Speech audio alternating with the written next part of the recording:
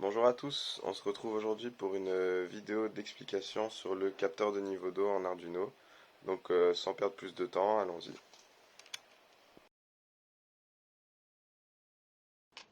Alors, comment fonctionne le capteur de niveau d'eau? Tout d'abord, on peut voir que sur le capteur il y a 10 traces de cuivre. Parmi celles-ci, 5 sont des traces de détection et elles fonctionnent comme une résistance variable ou un potentiomètre. Une fois trempée, l'eau va venir créer un court-circuit entre les traces, ce qui permet de détecter sa présence. Le capteur va convertir le niveau d'eau en sortie analogique et la valeur du signal dépend du niveau d'immersion du capteur. Le changement dans la résistance correspond à la distance du haut du capteur jusqu'à la surface de l'eau. Ici, la résistance est inversement proportionnelle à la hauteur de l'eau. Plus il y a d'eau, mieux est la conductivité, et donc la résistance est plus faible. Et dans le cas où il y a moins d'eau, la conductivité est moins bonne et par conséquent la résistance plus grande. Ensuite, pour le branchement, rien de plus simple. Le capteur de niveau d'eau n'a que 3 pins à connecter.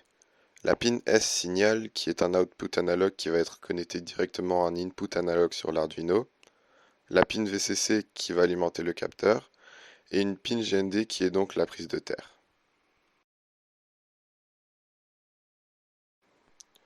On va ensuite venir brancher le capteur à l'Arduino. Pour ce faire, on va tout d'abord connecter la pin VCC au module 5V de l'Arduino, et la pin GND au ground. Finalement, on va venir connecter la pin S à la pin A0 ADC de l'Arduino.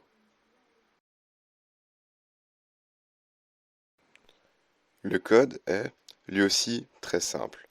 Comme on est connecté avec une pin analogue, on va tout simplement récupérer la valeur et venir l'afficher.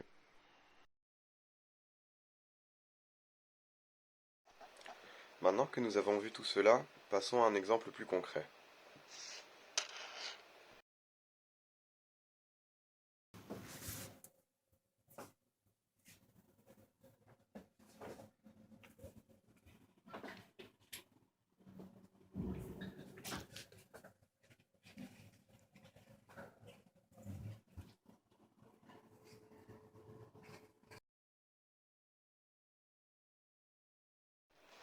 Merci à toutes et à tous pour votre attention.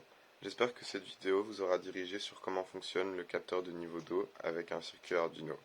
Bonne soirée, au revoir.